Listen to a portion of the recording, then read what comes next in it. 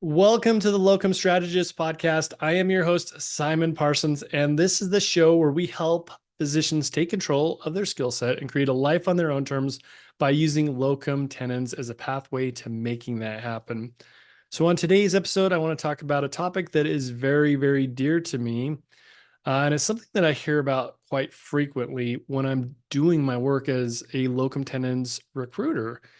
And it's the topic of burnout. And the reason being is a lot of people reach out to me because they end up very dissatisfied with working 60, 70, 80 hours per week. And they're looking at options on how they can have a little bit more balance in life. But today's episode, I'm not going to be talking about locums or trying to sell on locums. I think that that is definitely part of the equation for some people. But I also want to share some other strategies about how you can deal with burnout. And To give you a little bit more context around why I wanted to talk about this is I had a physician that I worked with several years ago. She reached out to me and she said that she was going to have one of her colleagues reach out to me who was in a place where they needed to make some changes.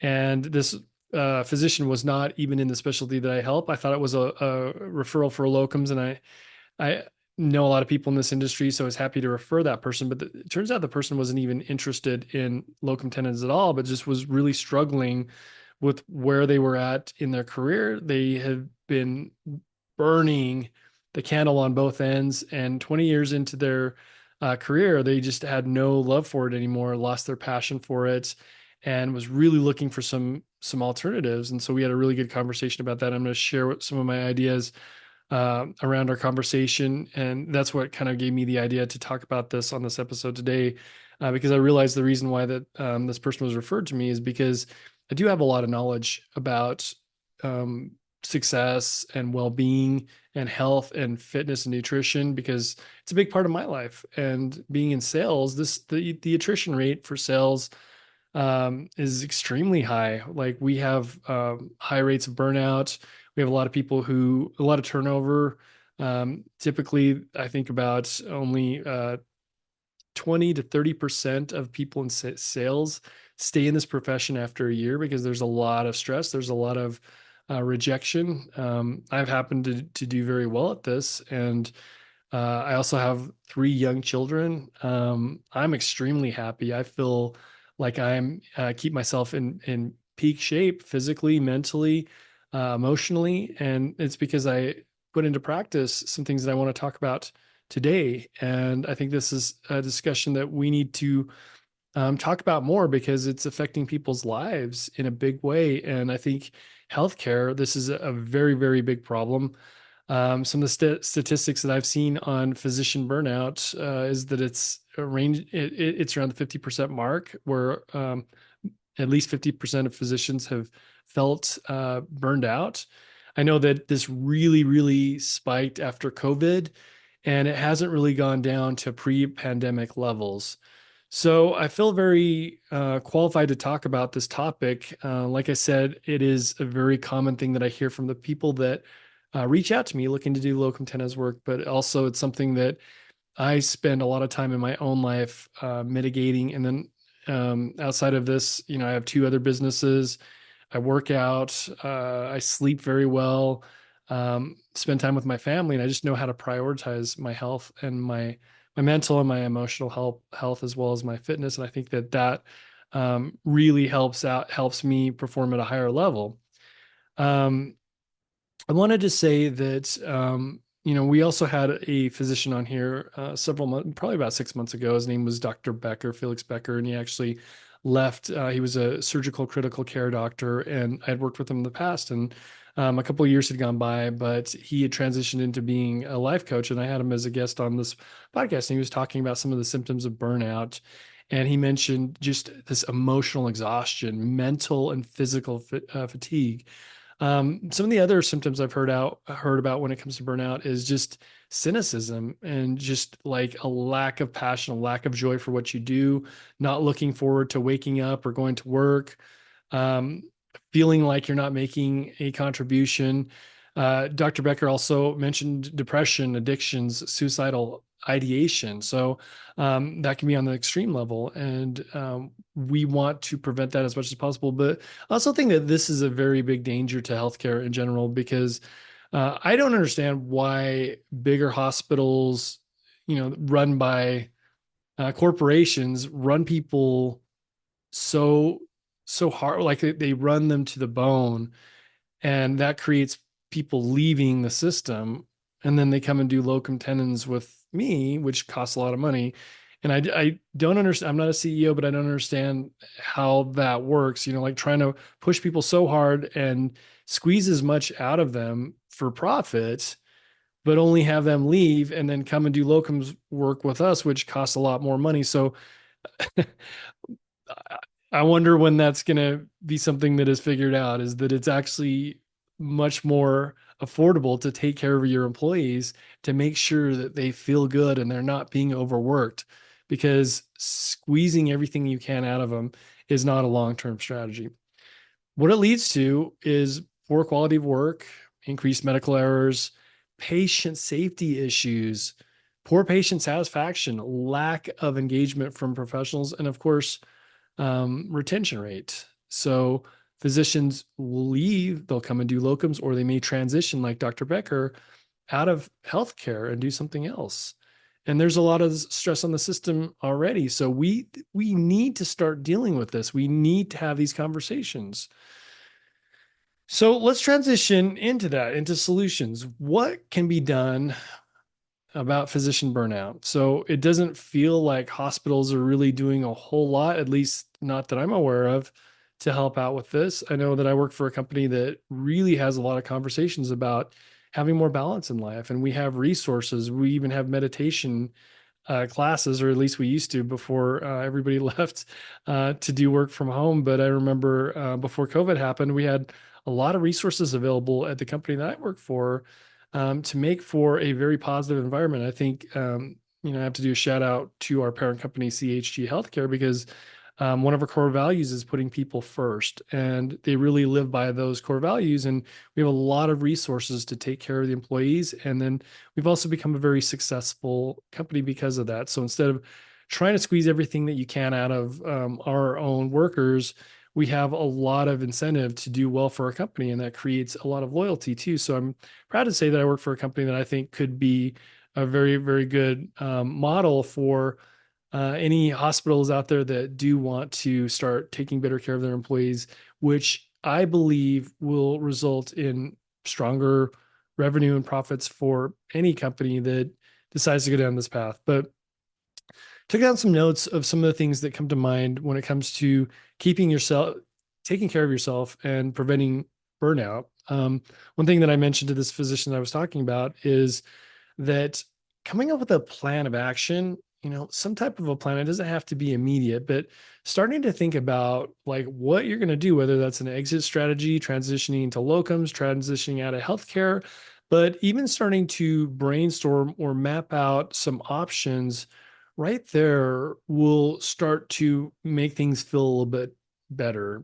And the reason why is because, neurochemically, a lot of what we're dealing with when we have a lot of stress and anxiety is just massive amounts of cortisol or adrenaline, right? We are running on this, and a little bit of that's okay, but living in a constant state of survival mode is not good for anybody. And I think that our bodies are designed to be in forward motion. So when you start, and this is a pretty generalized concept, but when you start to make a plan of action and move forward to a desired outcome, what happens is it starts to reduce cortisol in your body and starts to release some dopamine and give you the motivation to actually make that happen. And you start to move in an upward spiral instead of a downward spiral. So I think like an easy low hanging fruit is start to journal out or to brainstorm, what do I want to do next? What does this look like for me?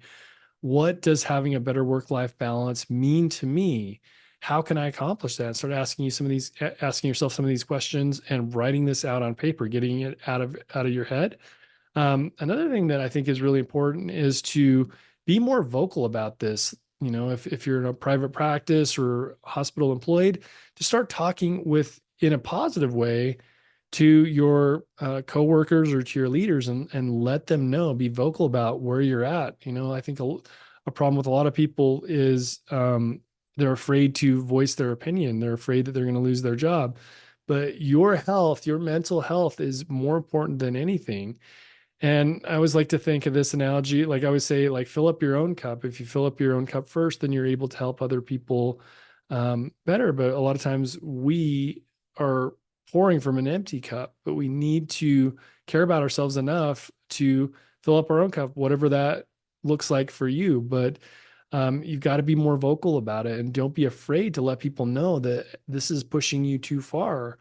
I think it's also good to find other colleagues who may be in the same situation. And my only advice around that is to make sure that you're not around too many toxic people who are just complaining but not willing to take action or to do anything about it. Try to find solution oriented people, be solution oriented yourself, but start finding other people that you can talk about with this, whether that's a group, a therapist, or other colleagues, or hopefully leadership. You can express this to any leadership who might be willing to listen and support you in that. Next on the list, I want to talk about meditation or doing something meditative. Uh, I think a lot of stress comes from us thinking about things that haven't even happened yet, or fears around things. It creates a stress on our mind. And I think that what meditation allows us to do, or doing something meditative, what I mean by that is going for walks out in nature or doing something like art or something that kind of puts you into a flow state. For me, I personally love meditation, and if this is a foreign concept to you, if it's one of those things that seems a little bit like out there for you, you might have to warm yourself up to this. But meditation has literally changed my life, and so many people that I know that regularly practice meditation receive some pretty amazing benefits for that. And I guess the best way to describe meditation is like your brain is literally a supercomputer, right? But just like a real computer running all the time, going full speed, it starts to bog down. I mean, think about your computer. If you have 30 windows open and 10 different apps going at once, your computer starts to heat up and then it can overheat and even slow down.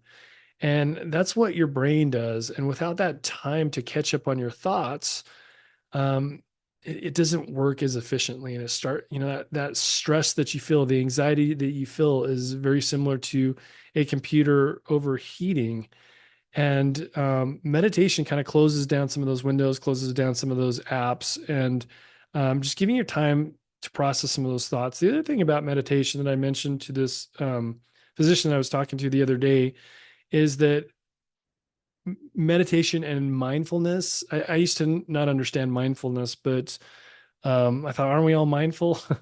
Well, we're not. I mean, we're basically a bunch of programs that they're always running, and we automate these programs. And a lot of times we aren't even aware that like our thoughts aren't us, but we have thoughts. And mindfulness will allow you to step outside of those thoughts and just be aware, like to basically observe the thoughts that you're having instead of being in the thought. It allows you to step outside. There's a quote that I love that you can't read the label of a jar when you're inside of the jar. So the way that I like to look at mindfulness is kind of like stepping outside of the jar and recognizing the thoughts that you have and understanding where those came from and being able to be a little bit more objective about those thoughts and not sit inside of those. Because I think a lot of us, we care so much, right? And we feel like we're letting people down if we don't put up boundaries. But what mindfulness does is it allows you to be aware of those thoughts, to observe those thoughts, and to be able to not judge yourself as much. So,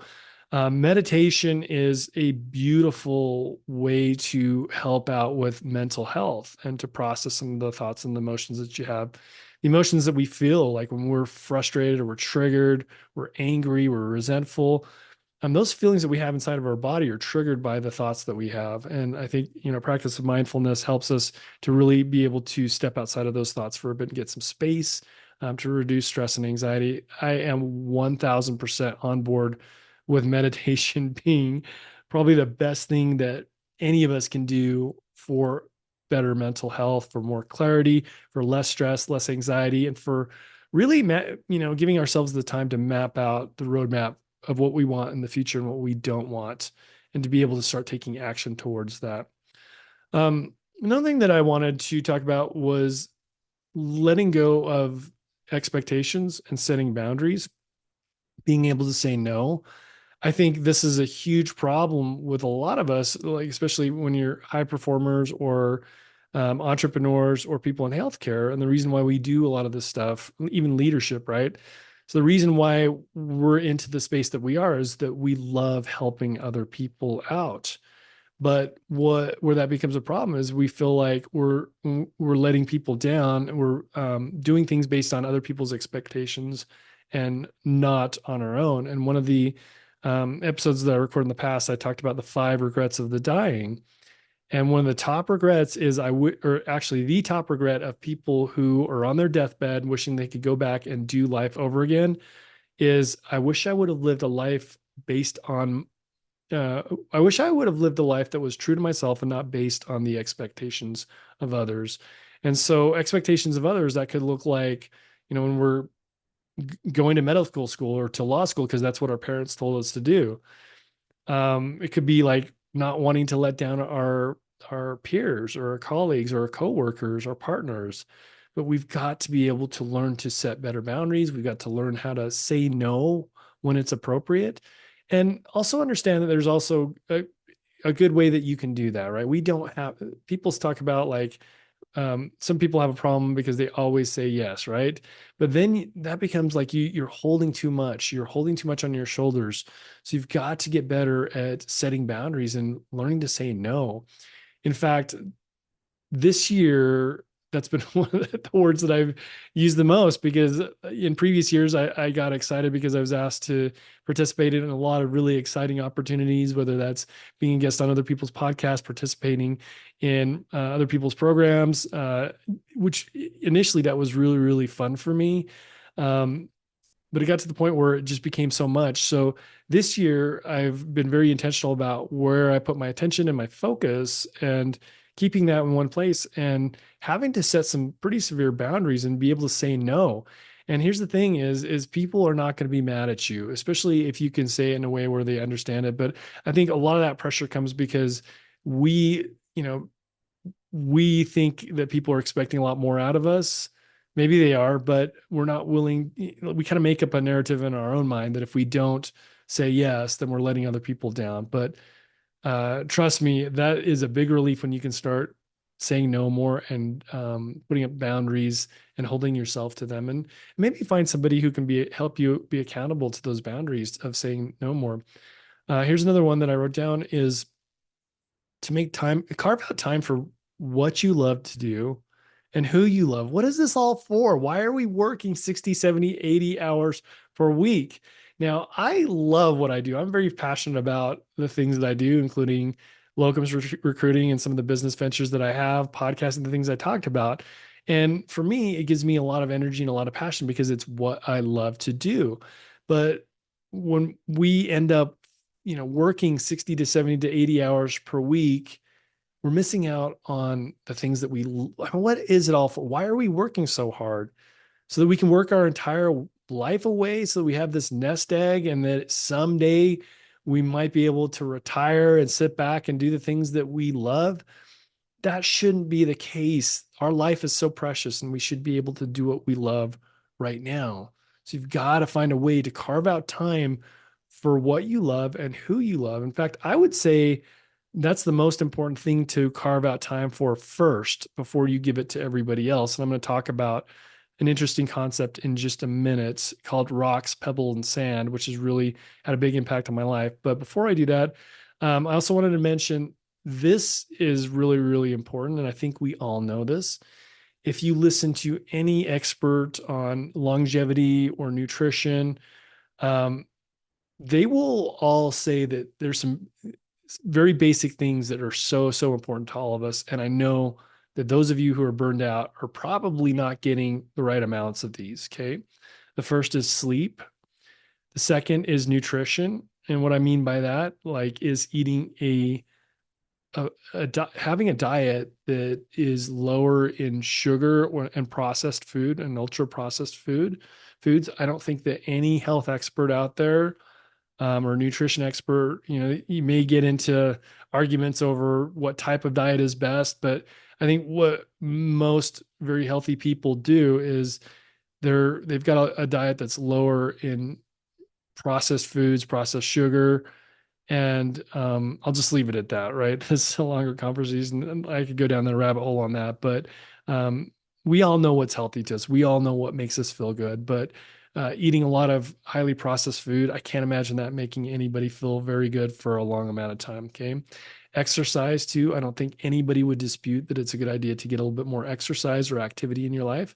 And then sunlight. We talk about the benefits of vitamin D, but they are finding more and more benefits from sunlight, and there's a lot about red light therapy in the news and how many benefits that have. Like the sun has red light, it's a wavelength of light, and what it does is it hits some receptors in your eyes and it triggers certain things inside of your body, certain chemicals and reactions inside of your body. Vitamin D, we know how many studies there are out there about lack of vitamin D and some of the effects that it have. But there, like I said, this is a topic that I could talk for hours on. But if I was to boil down four things that you can do with your lifestyle that you could optimize, very low hanging fruit that a lot of experts talk about: getting adequate sleep, getting nutrition, proper nutrition, exercise, and activity, and then sunlight. I mean, we spend so much time, I imagine most healthcare providers spend a lot of time.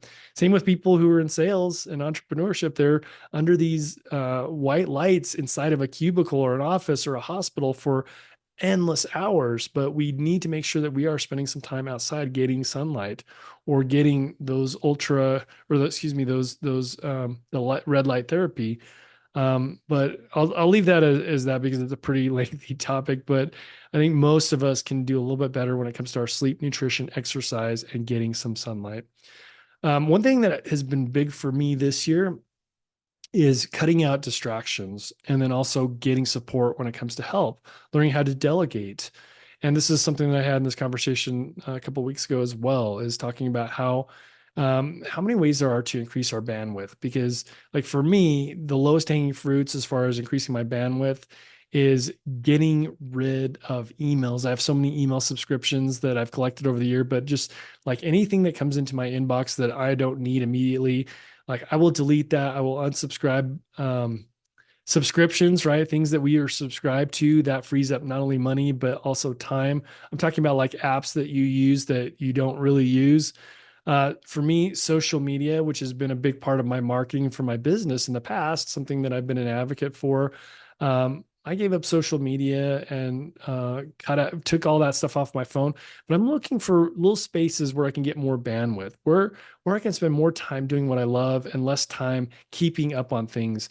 I think very low hanging fruit when it comes to creating more bandwidth is, what are the things in your life that just don't make you feel good? For me, the media and the news, financial news, they're very intentionally designed to get people in a fearful state, so that they're checking back. There's a lot of really negative marketing out there, and when it comes to the news, every headline is designed to trigger people and get them in a state of fear. These doomsday headlines. So for me, I did this like years and years ago, was get rid of the news that I was watching, especially the political news, because it just really is not positive at all. And I believe the solutions are within us, but getting rid of like financial news and political news and news in general is probably one of the healthiest things that I've done. So again, I'll leave that up to you. I don't want to tell you what to do, but for me, just like thinking about what leaves us with that icky feeling, getting rid of that will make me feel so much better. So I'm very, very strict about that. But also, I would say a lot of people can find ways to get somebody to help them. In the past, I've talked about getting a virtual admin, a VA, somebody who can help you out with just supporting you, supporting your business or supporting your office. Maybe you have those resources if you were to ask for them at your hospital or your employment. For me, I have an associate that helps me out, but I also have a virtual admin that helps me with some of my non-work duties, like keeping up on my bills and my emails. So think about getting some support. These days, you can get somebody for a very, very good rate to help you out. And like for me, I guess the context of that is I want to stay in my zone of genius and where I'm most productive, and the things that are just very repetitive and spending a lot of my time. I'm looking at ways to off-source that. A couple of more examples is while I do enjoy mowing my lawn, it's easier for me to hire somebody to do that for me, so I can spend the time that time doing something else, having cleaners at my house. So those are some options that you might want to look at that, yes, they may cost some money, but they can also give you back some of your time and some of your bandwidth. One thing that I've recently implemented is declaring my day being done. So as soon as I close my office doors, I'm done for the day. I don't check my emails. I'm done until the next day. So basically having some type of an off switch when it comes to your professional work. I think this applies to anybody, but my head used to just spin. And one time my wife brought this up is that she said, I wasn't really present because, even when I had family time, I'd be on my phone doing stuff. So how can you create an off switch, right? And for some of you, that's not possible because you're on call or whatever. But I've talked to doctors where they're still fielding phone calls that aren't emergency conversations. So find a way to have a plan for being off when you're off. If you're not on call and you're not in the office working, what can you do to make sure that you're not fielding calls from either your office or your coworkers or your patients during your off time? Okay, that goes back to setting boundaries, but see if you can find an off switch. The last thing I wanted to talk about before I wrap up this episode is a concept I call rocks, pebbles, and sand. And what that means is there's a really cool or I guess metaphor or analogy that somebody told me about. I've actually got a picture on my computer of this, but uh, how to describe this is you have a jar and you have a bunch of rocks in front of you, like rocks that are maybe like an inch or 2 inches in width and length. And then you have a bunch of smaller pebbles that are maybe a centimeter or less than that. And then you have a bunch of sand. And, the correct way to fill up the jar with these three things is if you put the sand in first, okay, these are the smallest, finest grains of sand. If you put all the sand in first, and then you put the pebbles, and then you put the rocks in, what will happen is you won't be able to get all the rocks in because it'll already be filled up. Now, if you do it in reverse and you put these big rocks in first, and then you put the pebbles in, what happens is the pebbles start to fill their way in the cracks, in the spaces where the bigger rocks aren't. And then at the top of that, you can put the sand in, and the sand just finds its way, it's so fine that it will find its way into the smallest cracks. And if you do it that way, you can fill up the entire jar with rocks, with pebbles, and then with sand. But if you do it with the sand first and then the pebbles and the rocks, then you won't be able to get everything in there. And the reason why this is a metaphor is because often with life, what we're doing is we're giving attention to the least important things. Okay. And, I know this probably isn't the people who listen to this podcast, but a lot of people out there, their priorities are completely out of whack, right? And they fill up their jar with like the least important things to do, like just checking emails or just being busy, right? Knocking off things that don't move the needle in life. And so what I like to do is think about what are my rocks in my life? What are the most important things for me? Okay. And it's not my work. Okay. The most important thing for me is my time with my family, my self-care and my sleep and my workout and my meditation.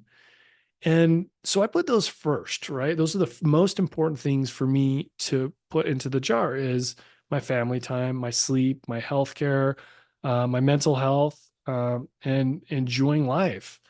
And what's cool about that is when I put those in the jar first, I still have so much room for all the business stuff, for my two businesses, for crushing it in sales. And we are busy this year. But all the rest, all the like the social media, watching Netflix, checking emails, paying attention to the news, okay, those don't even belong in my jar. But if they were, I'd still have room for those as long as I put what's most important to me first. Okay, the rocks and then the pebbles. So for me, again, the rocks are like what I want to do with my life, like being with my family, taking care of myself, the stuff that I love to do and that I'm passionate about. And then after that, it's the work stuff, which still has plenty of room. And then after that is all the rest. I still have time. Like I still had time to watch shows with my wife. Even with everything that I've done, I've still, in the course of a year, I still get time to do stuff that seems like it's not really that important, right? And then all the negative energy stuff, the media, the news, the financial stuff, the politics, like I don't even allow that into my life because it just sucks up bandwidth, doesn't make me feel good.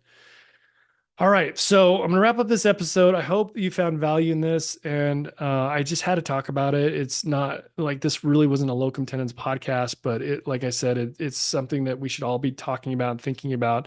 And if you keep yourself, if you start doing some of these things and pay yourself first, right? Put you first. Fill up your own cup first. Makes things a lot easier. All right, a couple of calls to action. If you've enjoyed this show, I would highly appreciate it if you pulled out your phone and gave me a rating. It just takes a second to drop some stars on Apple or Spotify. I'd also appreciate if this episode resonated with you, if you could share this with somebody who could use this message. And the last thing is I'm going to drop some of the notes on the show into the show description, as well as the Ultimate Locum Tenens Playbook, which is a PDF that I put together with some fun case studies, tips, tools, and tricks around locum tenens.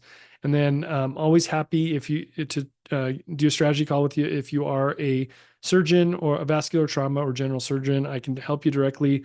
If you're not one of those and you're still interested in locums, I have plenty of people that I know that I can connect you with.